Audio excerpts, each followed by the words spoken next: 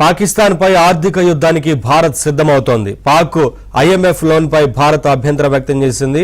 పాక్ నిధులు ఇస్తే ఉగ్రవాదులకు మళ్లిస్తారని భారత్ అనుమానం వ్యక్తం చేస్తోంది. ఇదే విషయాన్ని ఐఎంఎఫ్ సభ్యులకు భారత్ వివరించింది. ఈ నేపథ్యంలో మే 9న పాక్ అప్పు ఇచ్చే అంశంపై ఐఎంఎఫ్ బోర్డు భేటీ కానుంది. పాక్ అప్పు ఇవ్వొద్దన్న భారత్ సూచనపై చర్చించనుంది. హై లెవెల్ కమిటీ మీటింగ్ జరుగుతున్నట్లుగా తెలుస్తోంది. ప్రధాని అధ్యక్షతన కీలక నిర్ణయాలు తీసుకునే అవకాశం ఉంది. ఇదే అంశానికి సంబంధించి మరింత సమాచారం మా ఢిల్లీ బ్యూరో చీఫ్ కృష్ణ అడిగి తెలుసుకుందాం.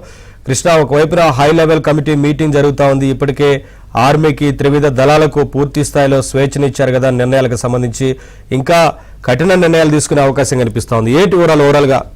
నవీన్, ప్రస్తుతం ప్రధాని మోదీ నేతృత్వంలో ఆయన నివాసంలో సిసిఎస్ సమావేశం ముగిసింది. సుమారు గంట పాటు ఈ సమావేశం జరిగింది. 11 గంటల నుంచి 12 గంటల పాటు ఈ సమావేశం జరిగింది.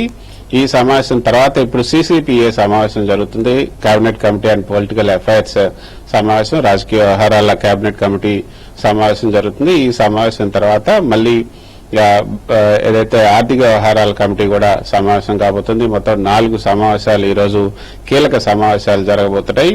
ఇక పాకిస్తాన్ మీద ఇక ఏమాత్రం కూడా కనికరం లేకుండా పాకిస్తాన్ ఏకాకిం చేయాలి.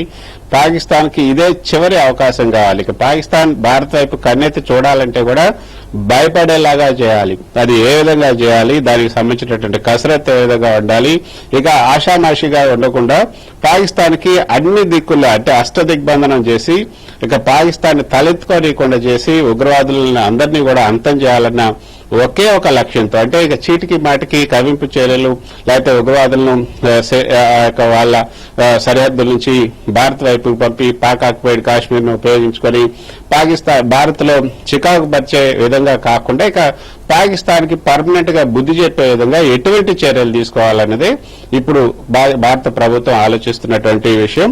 అందుకే ఇటు పూర్తిగా త్రివిధ దళాలకు పూర్తిగా స్వేచ్ఛనిచ్చారు. టైము, ప్లేసు అన్ని కూడా మీరే డిసైడ్ చేయండి, మీకు పూర్తి స్వేచ్ఛను ఇస్తున్నామని కూడా ఈ యొక్క త్రివిధ దళాలకు నిన్న జరిగినటువంటి సమావేశంలో పూర్తి స్వేచ్ఛనివ్వడం జరిగింది. ఇప్పుడు త్రివిధ దళాలు సిద్ధమవుతున్నాయి. ఇటు నౌకాయానం, అదేవిధంగా విమానయానం, విమాన